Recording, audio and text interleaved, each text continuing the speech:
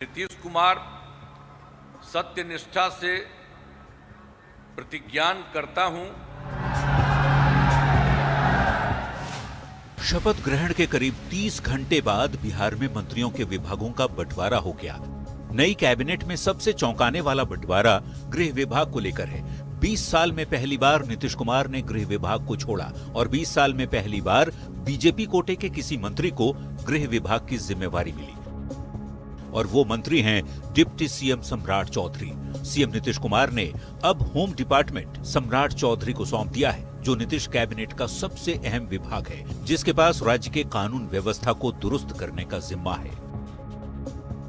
नई सरकार में बीजेपी को 20 विभाग मिले। दूसरे डिप्टी सीएम विजय सिन्हा के पास राजस्व एवं भूमि सुधार के साथ ही खान एवं भूतत्व विभाग की भी जिम्मेवारी है।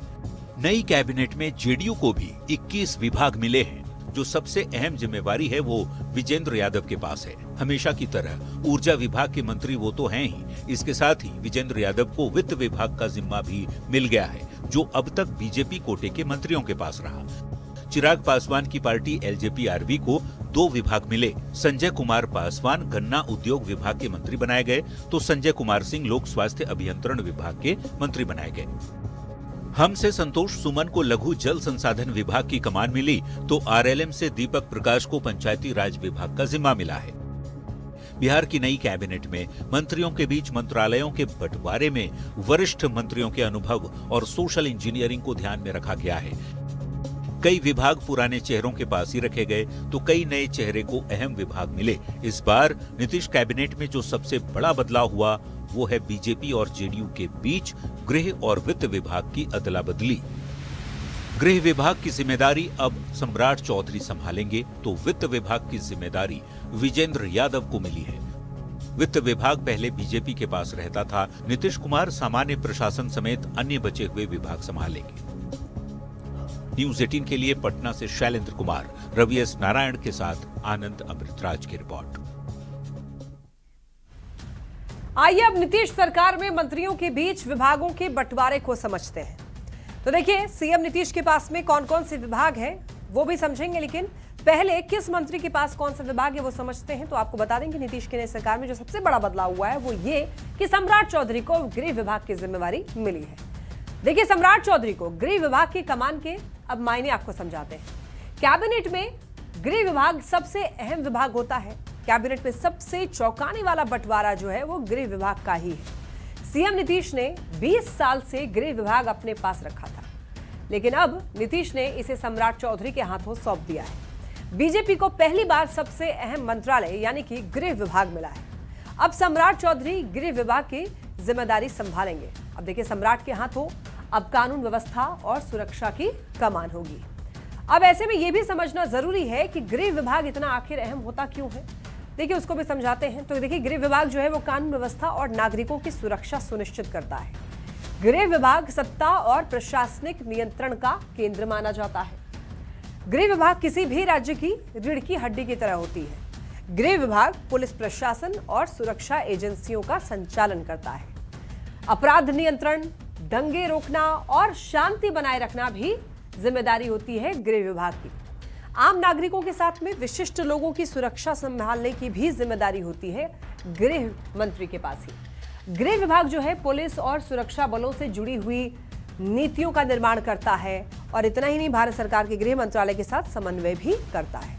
अब और बाकी बचे हुए मंत्रियों को कौन कौन सा विभाग मिला है ये वो भी समझ लेते हैं। तो आपको बताते चलें कि राज्य के दूसरे डिप्टी सीएम जो है विजय सिन्हा, वो राजस्व एवं भूमि सुधार मंत्री बनाए गए हैं। खान एवं भूतत्व विभाग की जिम्मेवारी भी इनके पास है। हमेशा से बालू माफिया के खिलाफ बोलते रहे हैं, अब मौका है उनको पूरी तरीके से टाइट करने का। देखिए, मंगल पांडे की अब बात करते हैं हम लोग एक एक करके। मंगल पांडे की बात करें तो उन्हें पिछली बार की तरह इस बार भी स्वास्थ्य विभाग की ही जिम्मेवारी मिली है, साथ में विधि विभाग का जिम्मा भी मिला है। अब बीजेपी प्रदेश अध्यक्ष दिलीप जायसवाल की बात करते हैं, जिनको उद्योग विभाग की जिम्मेवारी मिली है। इस चुनाव में उद्योग एक बड़ा चुनावी मुद्दा रहा है, तो बिहार में विकास की रफ्तार को और ज्यादा तेज करने के लिए उद्योग लगना बहुत जरूरी है। यानी दिलीप जायसवाल के ऊपर बड़ी जिम्मेवारी है। बिहार में उद्योगपतियों को आकर्षित करके उन्हें खुद को साबित करना होगा। और इसके अलावे नितिन नवीन की बात करें तो इनके पास एक बार फिर पथ निर्माण के साथ साथ नगर विकास और आवास विभाग की जिम्मेवारी मिली है। अब इसके अलावा देखिए रामकृपाल यादव की हम लोग बात कर लें तो उनको कृषि मंत्री बनाया गया है। बिहार कृषि प्रधान राज्य है, ऐसे में उनके ऊपर भी बड़ी जिम्मेवारी है। कृषि मंत्री बने हैं रामकृपाल यादव। जबकि अरुण शंकर प्रसाद को पर्यटन विभाग मिला है। कला संस्कृति एवं युवा विभाग की जिम्मेवारी इनको दी गई है। और अब बात कर लें अगर सुरेंद्र मेहता की, तो सुरेंद्र मेहता के पास में पशु एवं मत्स्य संसाधन विभाग की जिम्मेवारी है। तो एक एक करके आपको बता रहे हैं कि किन के पास कौन सी जिम्मेदारी जो है वो दी गई है। अरुण शंकर प्रसाद की हमने बात की, जिनको पर्यटन विभाग, कला संस्कृति एवं युवा विभाग की जिम्मेवारी मिली है। नारायण प्रसाद की हम लोग बात करते हैं। सुरेंद्र मेहता की हमने बात कर ली, पशु एवं मत्स्य संसाधन इनको मिला है। मंत्रियों के विभाग की हम लोग बात कर रहे हैं एक एक करके। अब बात करते हैं हम लोग नारायण प्रसाद की।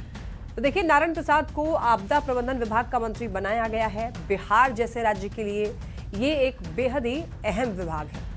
देखिए बीजेपी कोटे के और बाकी मंत्रियों के विभागों की अगर हम लोग बात करें तो रमा निषाद मंत्री बनाई गई हैं पिछड़ा और अति पिछड़ा कल्याण विभाग की। इसके अलावा लखेंद्र पासवान की बात करें तो इनको बनाया गया मंत्री SC ST कल्याण मंत्री ये बने हैं लखेंद्र पासवान। और अब बात करते हैं हम लोग श्रेयसी सिंह, जो कि मंत्री बनाई गई हैं। खेल विभाग इनको मिला है और खेल में इनको रुचि भी है, काफी एक्सपीरियंस है। ये चाहती भी थी इनको खेल विभाग मिले। खेल विभाग और सूचना प्रौद्योगिकी विभाग भी इनको मिला है। साथ ही साथ श्रेयसी जो है खुद इंटरनेशनल प्लेयर रही हैं, ऐसे में पहले से उम्मीद थी कि उन्हें खेल मंत्री बनाया जा सकता है। हाल के दिनों में बिहार ने खेल के क्षेत्र में बहुत काम भी किया है। अब श्रेयसी सिंह पर खेल को और आगे बढ़ाने की जिम्मेवारी है। प्रमोद चंद्रवंशी मंत्री बनाए गए हैं सहकारिता विभाग, पर्यावरण, वन एवं जलवायु। अब बात कर लेते हैं जेडीयू कोटे के मंत्रियों के विभागों की। एक एक करके बात करते हैं। विजय चौधरी की बात कर लेते हैं। सबसे पहले विजय चौधरी के पास में 4 बड़े विभाग हैं। जल संसाधन विभाग, भवन निर्माण विभाग, संसदीय कार्य मंत्री और सूचना एवं जनसंपर्क विभाग। अब बात ऊर्जा विभाग की करें तो ऊर्जा विभाग की जिम्मेदारी तो है ही, इसके साथ ही वित्त विभाग भी विजेंद्र यादव के पास है, जो अब तक बीजेपी कोटे के मंत्रियों के पास रहता आया है। यानी कि जिस तरह से सम्राट चौधरी को गृह विभाग की अहम जिम्मेवारी सौंपी गई है, वैसे ही विजेंद्र यादव को वित्त विभाग का जिम्मा सौंपा गया है। इसके अलावा वाणिज्य कार्य, योजना एवं विकास, साथ ही शराबबंदी को लागू करने वाला जो मद्य निषेध विभाग है वो भी विजेंद्र यादव के पास है। पिछली बार की तरह एक बार फिर से श्रवण कुमार के पास में ग्रामीण विकास विभाग की जिम्मेवारी उनके साथ ही है। और इसके साथ साथ देखिए परिवहन विभाग भी उन्हीं के पास है। पिछली सरकार की तरह एक बार फिर से सुनील कुमार की हम लोग बात करें तो उनको फिर से ही शिक्षा विभाग दिया गया है, यानी कि वो शिक्षा मंत्री बनाए गए हैं। अब देखिए अशोक चौधरी की बात करते हैं तो अशोक चौधरी को एक बार फिर ग्रामीण कार्य मंत्री बनाया गया है। और जबकि लेशी सिंह जो कि खाद्य एवं उपभोक्ता संरक्षण मंत्री बनाए गए हैं। और अब हम लोग बात करते हैं मदन सहनी की। तो देखिए मदन सहनी जो है वो बिहार के समाज कल्याण मंत्री बनाए गए हैं। तो नीतीश सरकार के एक मात्र अल्पसंख्यक चेहरा जमा खान को एक बार फिर अल्पसंख्यक कल्याण विभाग का जिम्मा सौंपा गया है। तो हमने एक एक करके बात की कि आखिर किस मंत्री को कौन सा विभाग मिला है। अब बात करते हैं चिराग पासवान की पार्टी LJP-RV के कोटे से जो मंत्री बने हैं उनके पास क्या है। तो देखिए संजय कुमार पासवान गन्ना उद्योग मंत्री बनाए गए हैं। तो संजय कुमार सिंह लोक स्वास्थ्य अभियंत्रण विभाग के मंत्री बनाए गए हैं। और अब इसके अलावा बात कर लेते हैं हम की, यानी कि हिंदुस्तानी आवाम मोर्चा के अध्यक्ष और केंद्रीय मंत्री जीतन राम मांझी के बेटे संतोष कुमार की। तो संतोष कुमार सुमन जो है वो लघु जल संसाधन मंत्री बने हैं। जबकि बिना किसी सदन के सदस्य होते हुए राष्ट्रीय लोक मोर्चा की तरफ से मंत्री बने हैं दीपक प्रकाश। उनकी अगर बात करें तो उनको पंचायती राज विभाग का जिम्मा मिला है, जो कि काफी अहम विभाग माना जाता है। हालांकि इसको लेकर काफी ज्यादा सियासत भी हो रही है। अब आपके मन में सवाल उठ रहा होगा कि मंत्रियों के विभाग की जानकारी तो मिल गई, लेकिन मुख्यमंत्री नीतीश कुमार के पास कौन सा विभाग है। तो आपको ये बता दें कि सामान्य प्रशासन, मंत्रिमंडल, सचिवालय, निगरानी, निर्वाचन और ऐसे सभी विभाग जो किसी को आवंटित नहीं है वो सीएम नीतीश कुमार के पास ही है। तो एक एक करके हमने बताया कि आखिर कौन सी मंत्री के पास कौन सा विभाग है, कौन नेता जो है वो कौन से मंत्री बनाए गए हैं, किनके पास कौन सी जिम्मेवारी दी गई है। हालांकि इस बार विभागों में फेरबदल देखा गया है। चलिए बढ़ते हैं खबरों में आगे। विधानसभा चुनाव में देखिए सबसे बड़ी पराजय के बाद आरजेडी ने ईवीएम पर ठीकरा फोड़ने के बाद अब चुनाव में धांधली का भी आरोप लगाया है। आरजेडी ने 3 विधानसभा सीट पर बैलेट पेपर के आंकड़े जारी किए और साजिश के तहत बैलेट पेपर रिजेक्ट करने का आरोप लगाया है। आरजेडी के आरोपों पर हालांकि सियासत भी सुलग गई है।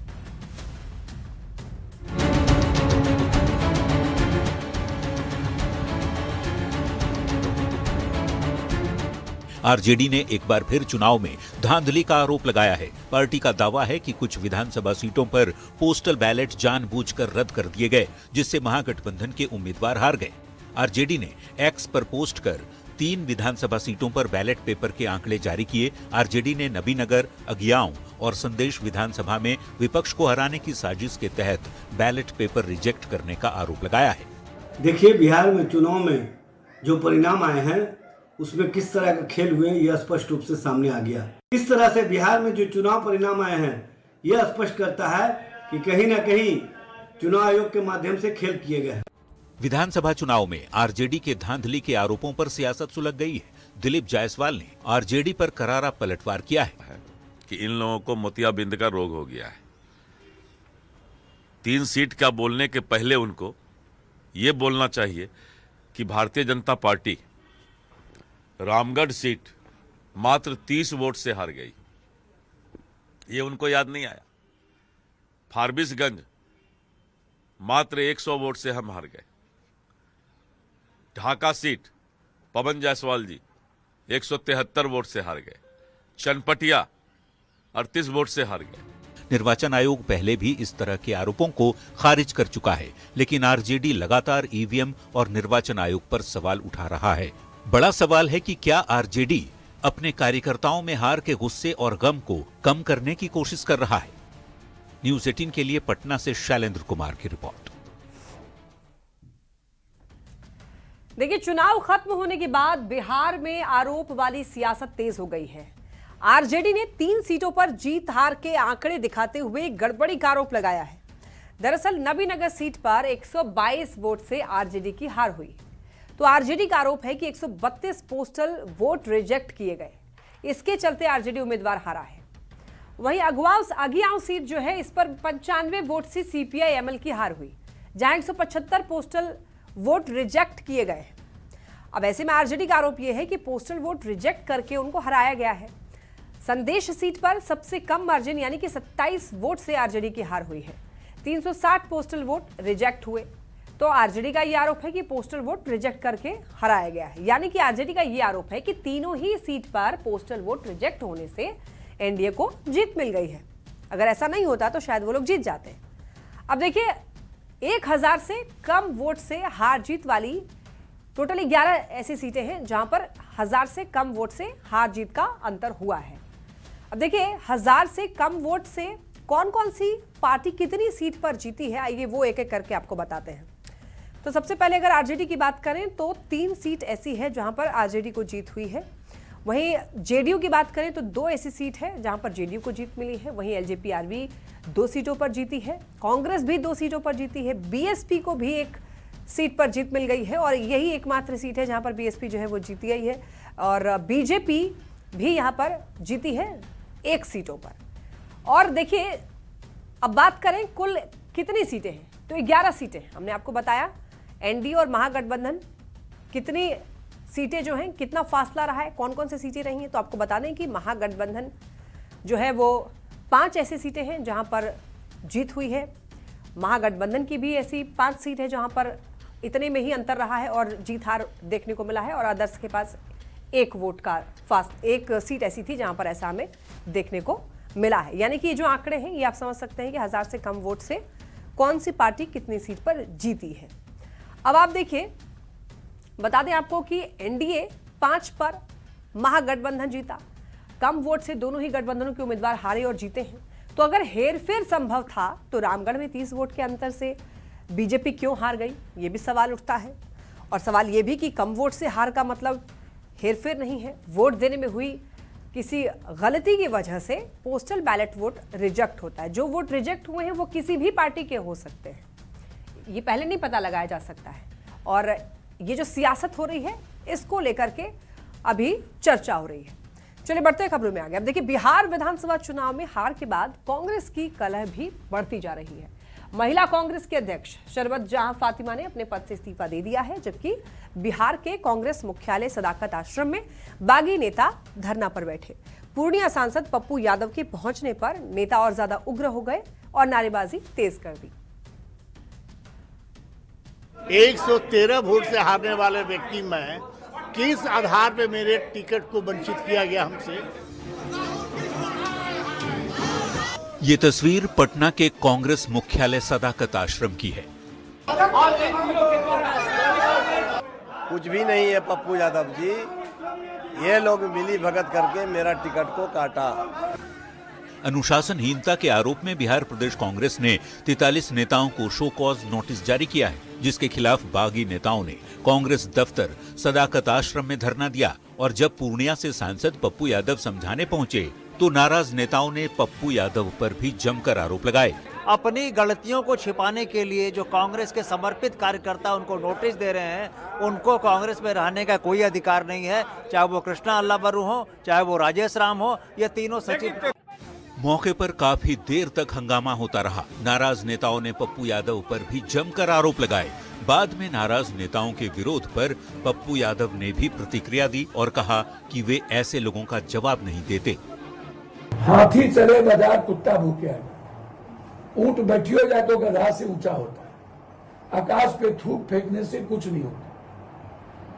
बिहार चुनाव में करारी हार के बाद कांग्रेस का कलह अब पूरी तरह सार्वजनिक हो चुका है और धरना प्रदर्शन के साथ ही अब बात इस्तीफे तक पहुंच गई है। बिहार महिला कांग्रेस की अध्यक्ष शरबत जहां फातिमा ने अपने पद से इस्तीफा दे दिया है, क्योंकि हमें नहीं लगता है कि हमें पद पे बने रहने का कोई औचित्य है जब हम महिलाओं की लड़ाई लड़ रहे हैं और अपनी ही पार्टी के अंदर हम महिलाओं को इंसाफ नहीं दिला पा रहे हैं। कांग्रेस प्रदेश अध्यक्ष राजेश कुमार ने नाराज नेताओं को नसीहत देते हुए कहा कि किसी तरह का विरोध पार्टी फोरम पर होना चाहिए, सार्वजनिक मंच पर नहीं। बिहार में अपने पैरों पर खड़ा होने की कोशिश कर रही कांग्रेस की बिहार विधानसभा चुनाव में करारी हार हुई है। पार्टी महज 6 सीट पर सिमट गई है। इसके बाद से नेताओं के बीच वार पलटवार का आरोप जारी है। टिकट बंटवारे से लेकर टिकट बेचने तक के आरोप लगाए जा रहे हैं। न्यूज़ 18 के लिए पटना से संजय कुमार के साथ ब्यूरो रिपोर्ट।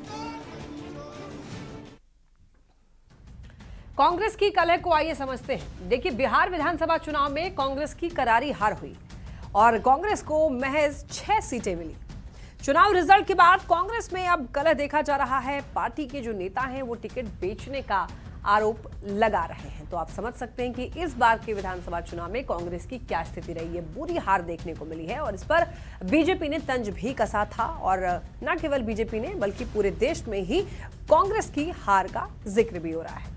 चलिए बढ़ते हैं खबर